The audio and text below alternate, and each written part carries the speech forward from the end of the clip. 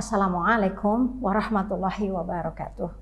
Ustadz Salman Al-Farisi, Bunda, alhamdulillah kita sudah sampai episode 8. Siap. Alhamdulillah, mudah-mudahan kita bisa hatamkan ini Ustadz. Amin ya Allah. Insya Allah kita kuatkan niat. Hatam sampai Al-Fatihah. Dan kalau sudah hatam, Ustadz sebetulnya memegang sanad dari semua mata pelajaran. Alhamdulillah. Nah, Ustadz memegang sanad semuanya. Alhamdulillah. Jadi dari dulu udah pegang sanad dan insya Allah cuma izin aja. Nanti siapa saja yang tahan, kuat hatinya, ya kuat pikirnya, kuat tekadnya, sampai di ujung bisa mendapatkan sanad. Kita kasih sanad. Ya, Masya Allah, Masya Allah. Walaupun bacanya bertatih-tatih tetap ya, bisa. Ya, apa-apa. Sambil belajar sambil ya, belajar. Ya mungkin setahun ya kan Ustaz? Ya. Nah, mungkin 6 bulan kita nggak tahu ya Ustaz. Kita kasih nanti sanad tafsir Ibnu Katsir dan An-Nasafi insyaallah. Masya Allah, alhamdulillah.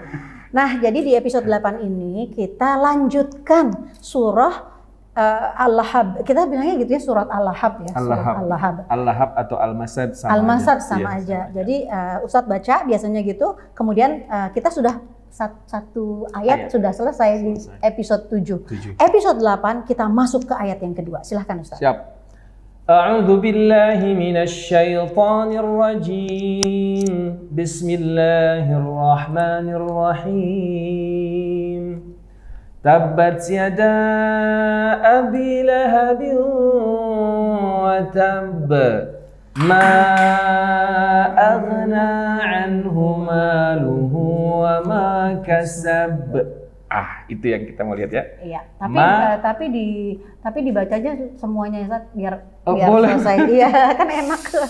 Saya selaran zata lahabin wa imra'atuhu hammalatal hatab fi jidha hablum min masad. Sadaqallahul azim.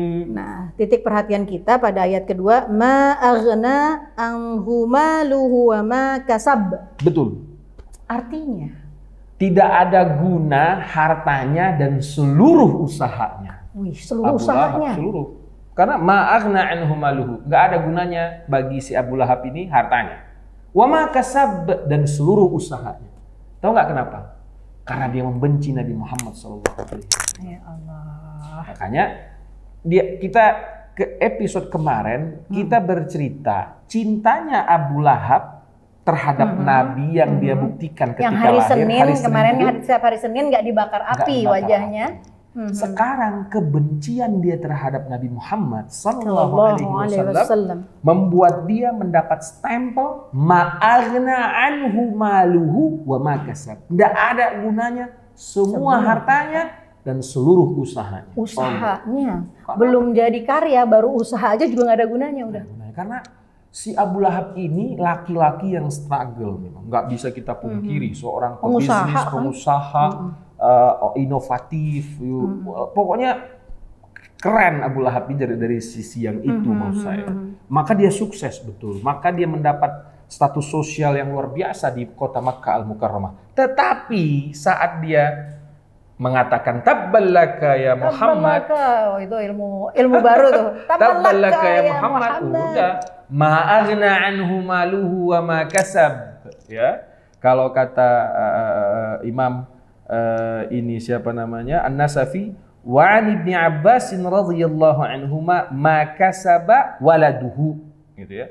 Anak-anaknya, hartanya semua tidak ada gunanya.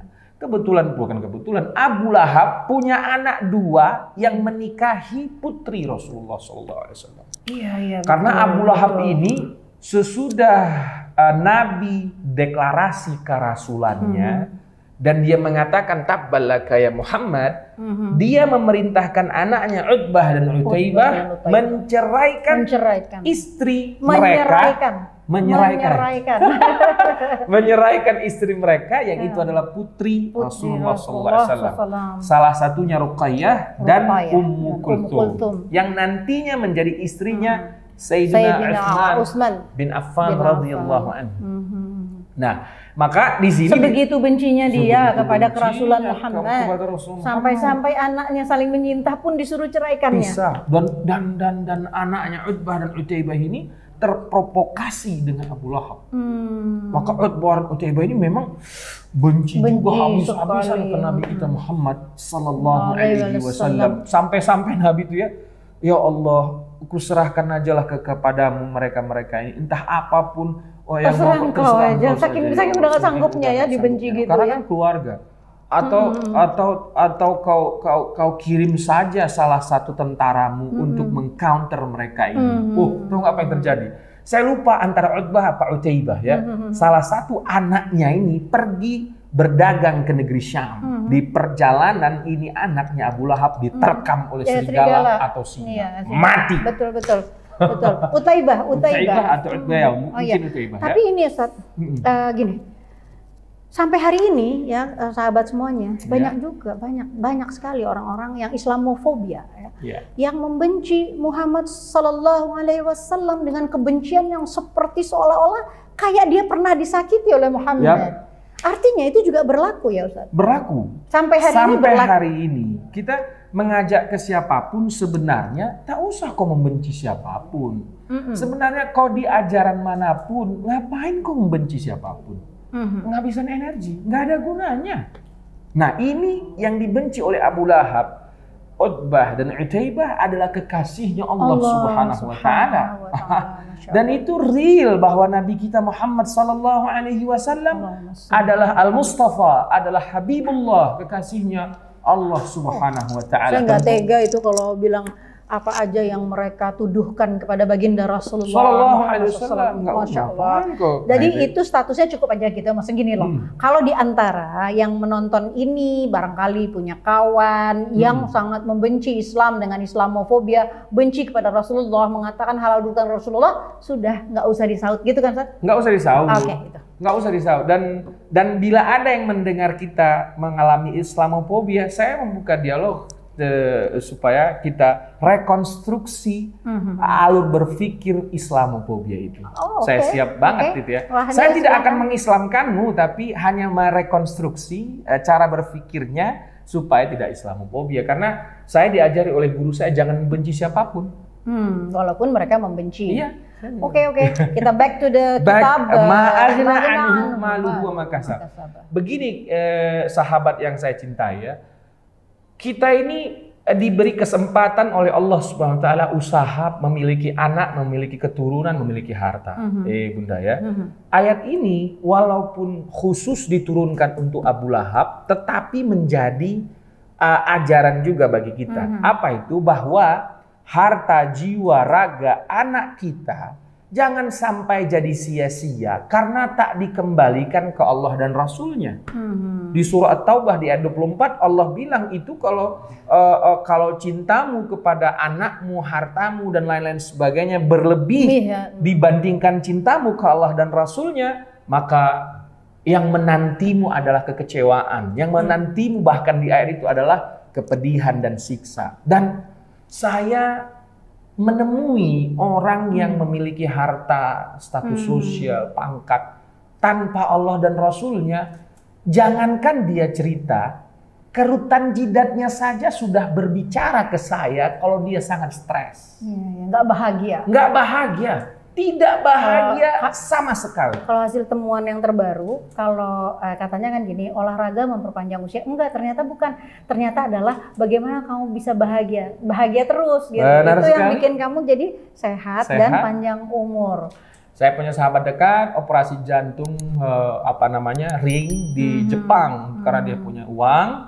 Dia tanya dokternya, apa yang harus saya hindari sesudah ring? Dia pikir makanan, bla bla bla. Stres. Enjoykan hidupmu, maka ring jantungmu tak perlu ditambah. Dan untuk membuat enjoy life, your life, ikuti baca dengan makna. Iya. Mudah-mudahan sama-sama bisa mengamalkan. Saya juga sebenarnya takut sekali bahwa yang kita sampaikan hendak kita amalkan ya. Maka ayo bareng-bareng saling mengingatkan. Man, ente kok lupa bahwa ente harus mencintai Allah ya gitu. Nah, sekali lagi. Abu Lahab semuanya tak ada artinya. Nggak ada artinya. Ketika dia membenci Nabi. Sekarang karena kita mukmin, Jangan sekedar kau cinta Nabi dong, harus kau buktikan hartamu, status sosialmu, dan semua yang Allah titipkan kepadamu harus kau kembalikan kepada Allah. Wajib 2,5%, wajib.